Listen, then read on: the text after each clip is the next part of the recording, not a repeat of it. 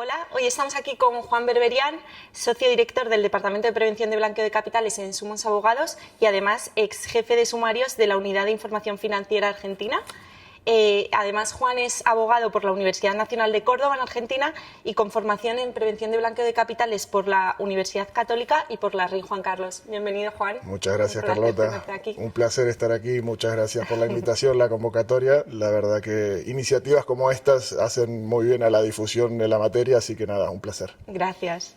Mira, Juan, has trabajado más de 15 años en el ámbito público y privado en materia de prevención de blanqueo de capitales y queríamos preguntarte, en tu opinión, ¿cuáles son los principales retos a los que se enfrentan los despachos de abogados en España en el ámbito de prevención de blanqueo? Vale, genial. Mira, a ver, primero me gustaría hacer una distinción. Los abogados dentro del ámbito se relacionan con el ámbito de la prevención de blanqueo de capitales, digamos, en dos grandes aristas. Una, como asesores y acompañando a sujetos obligados, es una tarea propia de sujetos obligados de instituciones financieras o cualquier categoría de sujetos obligados. Y otra como sujetos obligados propiamente dichos, en el caso de que actúen en determinadas actividades como si fuera asesoramiento tributario fiscales o en operaciones con connotaciones económicas, constitución de sociedades, manejo de cuentas por los clientes y demás. Entonces, habría que distinguir esas dos aristas y esas dos principales formas de actuar o relacionarse de los abogados con el régimen de prevención de blanqueo de capitales. Ahora, los abogados como sujetos obligados presentan determinados desafíos. Yo creo que el principal desafío, y se ha hablado mucho en la doctrina y en la práctica, es esa tensión que existe entre lo que es el secreto profesional del abogado para con sus clientes y ese deber de comunicación o de reporte que existe ante indicios de operaciones sospechosas al CEPLAC. Lo cierto es que hay que diferenciar un poco y que las actividades de los abogados como sujetos obligados alcanzadas están más que nada en aquellas actividades con connotaciones económicas. Entonces, la propia normativa de prevención de blanqueo de capitales excluye lo que es todas las actividades que se giran en torno de lo que es el derecho, el acompañamiento en juicio de sus clientes. Esas actividades no están alcanzadas por la normativa de prevención de blanqueo de capitales para un poco distender esa tensión que existe entre secreto profesional, digamos, y lo que es las obligaciones de los abogados como sujetos obligados en materia de prevención de blanqueo de capitales. Eso es. Vale, y desde tu punto de vista como experto, ¿qué consejos le darías a los sujetos obligados que todavía no cumplen adecuadamente con la normativa? Porque hay muchos sujetos obligados, en concreto despachos de abogados estamos viendo, que no lo ven todavía como un asunto prioritario. ¿Qué consejos darías? A ver, el mayor consejo que solemos dar cuando nos toca acompañar a despachos de abogados o abogados individuales en la estructuración de su modelo de prevención de blanqueo de capitales es hacer algo simple y ejecutable en la práctica. Realmente lo que busca el modelo es que, en definitiva, cuando se está interviniendo en estas operaciones alcanzadas, que se conozca a su cliente, que realmente se tenga la información sobre el origen de fondos, sobre el sentido de la operación. Entonces, a la hora de estructurar un modelo de prevención de blanqueo, primero, ser prácticos, pragmáticos y no establecer algo en los papeles que luego en la práctica no podemos ejecutar. Claro. Entonces, en ese sentido, nuestra recomendación es ir de menos a más, ir tratando de ser pragmáticos, de involucrar a la gente que realmente interviene en estas operaciones alcanzadas y tratar de ser simple y ordenado y esquemático. En ese sentido creo que podríamos hacer esas recomendaciones generales y luego ir profundizando en lo que es los pilares de un sistema de prevención de blanqueo de capitales, principalmente tener políticas y procedimientos, tener una evaluación de riesgos, de saber un poco cuáles son las tipologías de clientes y demás, ejercer lo que es en la práctica la debida diligencia de los clientes y en definitiva, cuando hay un indicio, sospecha o algo que huele mal, bueno, hacer ese análisis especial sin miedo a profundizar, digamos. Vale. Y ya sea en el sector jurídico, inmobiliario o fondos de inversión, ¿qué tipologías de clientes o de operaciones consideras de mayor riesgo en materia de prevención de blanqueo y cómo deberían abordarse? A ver, el mayor problema que pueden enfrentar todos los sectores en sí, pero que en la práctica de los sectores que mencionas se da mucho, es un poco esa opacidad que se busca generar en las operaciones. Cuando el cliente de alguna manera no brinda información adecuada sobre el origen de sus fondos, sobre su información, sobre cuando uno ve estructuras societarias o la necesidad de generar estructuras societarias complejas con muchos escalonamientos de socios y sociedades interpuestas. Cuando uno le pregunta al cliente sobre el origen de los fondos y responde evasivamente o no lo puede explicar o uno mismo no lo termina de entender, muchas veces uno como abogado indaga y no le huele bien la operación porque realmente hay algo que no está del todo explicado o no tiene razonabilidad o no es coherente con lo que se está haciendo. Entonces, ahí tenemos varias señales de alerta a considerar. Vale. Que se pueden englobar, digamos, en cierto sentido de ocultamiento o opacidad de las personas interpuestas, de los titulares reales que hay detrás de las operaciones, del origen de los fondos. En definitiva, un poco se puede resumir de esa manera. Vale, y un poco en relación también desde tu experiencia, ¿cómo debe un despacho de abogados estructurar sus políticas de cumplimiento y qué apartados consideras no negociables en este asunto? Vale, sí. A ver, un poco lo que veníamos mencionando también, que en la práctica lo que hay que tratar de buscar es algo ejecutable, pero sí hay que conocer un poco la tipología de los clientes que terminan involucrándose con el despacho. No es lo mismo un gran despacho que un pequeño despacho, quizás. Aunque los pequeños despachos muchas veces intervienen en grandes operaciones también, entonces hay que ir viendo paso a paso, conocer los riesgos que cada operación tiene, tener un manual que realmente establezca funciones, roles, responsabilidades, distribución de tareas de manera clara, que pueda ser, digamos, entendido por todo el equipo del despacho. La actividad de formación es muy importante en ese sentido, tanto a los nuevos miembros del despacho, digamos, los empleados colaboradores, como a los que están hace años. Siempre es bueno actualizar esa formación, por eso la normativa te pide una formación anual, digamos, te la exige. Y en definitiva, transmitir un poco esa cultura de cumplimiento en toda la estructura del despacho en sí, con procedimientos claros y no ser excesivamente burocrático, pero ser pragmáticos, en definitiva, y adaptar esos procesos a lo que es la realidad del despacho para que, en definitiva, no queden en un papel vacío, sino que pueda ser ejecutado tratando de integrarlo dentro de lo que es la política de cumplimiento y la cultura de cumplimiento del despacho en sí.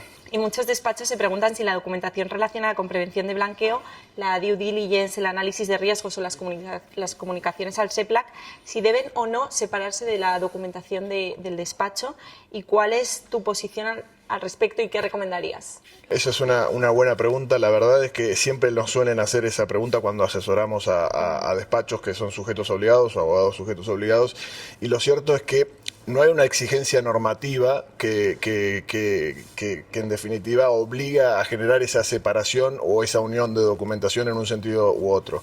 Lo deja librado a lo que es un poco la decisión de cada despacho, cada abogado sujeto obligado.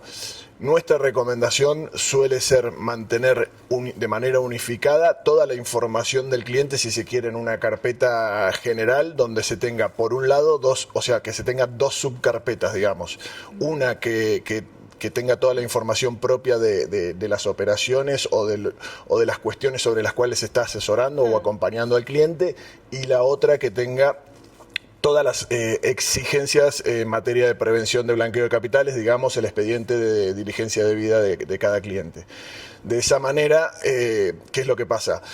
Porque si uno tiene todo junto, quizás la información la termina teniendo, pero de manera diluida o muy mezclada. Entonces, de esa manera, teniendo en una carpeta específica, en una subcarpeta específica, toda la información exigida por la regulación de prevención de blanqueo, uno lo tiene ordenado, estructurado, disponible de manera inmediata ante cualquier requerimiento de las autoridades en la materia, o ante la necesidad de acceder inmediatamente a esa documentación cuando se presenta un indicio, una alerta de operación sospechosa, poder analizarla y en su caso complementar la información que pudiera surgir de ese análisis especial con la información propia que se tiene en la otra subcarpeta, si se quiere, de todas las operaciones o de todo el asesoramiento o de toda la información que se tiene del cliente.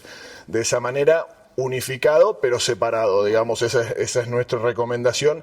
Y luego, si se quiere, una subcarpeta más dentro de lo que es la de PBC, todo lo que es con los análisis especiales y en su caso los reportes de operaciones, comunicaciones por indicio, que a estas última tenga acceso muy limitado ya el equipo de compliance, si es que lo hay dentro del despacho, o los analistas, o en su caso únicamente el representante ante el CEPLAC, digamos.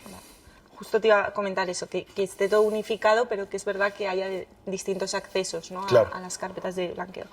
Vale, y cuando un despacho detecta una operación o un cliente con signos de alerta, por ejemplo, estructuras complejas, societarias, falta de transparencia o contrapartes en jurisdicciones de riesgo incluso, ¿qué pasos concretos recomiendas seguir a nivel interno y cuál crees que son los errores más frecuentes aquí?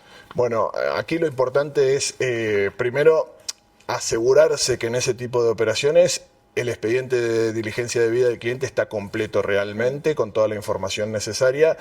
Cuando se presentan algunos indicios de alerta, generalmente uno debió haber hecho una diligencia reforzada sobre el cliente, sobre la operación, sobre el origen de los fondos, realmente tener toda la documentación para que en definitiva esa operación pase por ese matiz de razonabilidad que nosotros siempre mencionamos en nuestras formaciones y demás, o en nuestras charlas con los clientes. Cuando una operación no es del todo razonable, algo huele mal. El olfato del abogado es muy importante en este sentido. Pasos concretos a seguir, bueno, primero, número uno, revisar el expediente y en su caso actualizar toda la información de debida diligencia que corresponda, ya sea cuando hay una alerta, ejecutaría una debida diligencia reforzada, completar toda la documentación. Si luego de completar y mirar toda la documentación esa alerta no termina siendo desestimada con este matiz de razonabilidad, bueno, pedir información adicional al cliente para completar el expediente de debida diligencia, siempre con mucha cautela, no revelar, no incurrir en ese tipping off que prohíbe la normativa, simplemente pedirlo la información de manera políticamente correcta y sin revelar que se está investigando exhaustivamente su operación, su información o su origen de fondos. Luego, cuando después de todo esto no hay realmente, todavía no, ese matiz de razonabilidad, si se quiere, que me gusta mencionarlo a mí, no sigue siendo aprobado, bueno, pasar a lo que es el examen formalmente, examen especial de la operación, en su caso escalarlo a quien el manual haya establecido. En ese caso suele ser, cuando hay un equipo, un despacho muy grande, puede tener un equipo de analistas o un analista concreto, o si no al representante del CEPLAC. Vale. Para terminar de decidir si esa operación debe ser o no comunicada ante el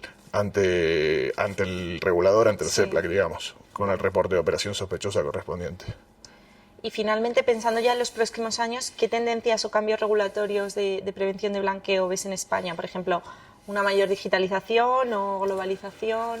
Lo que veo que quizás hay muchas exigencias regulatorias y esto...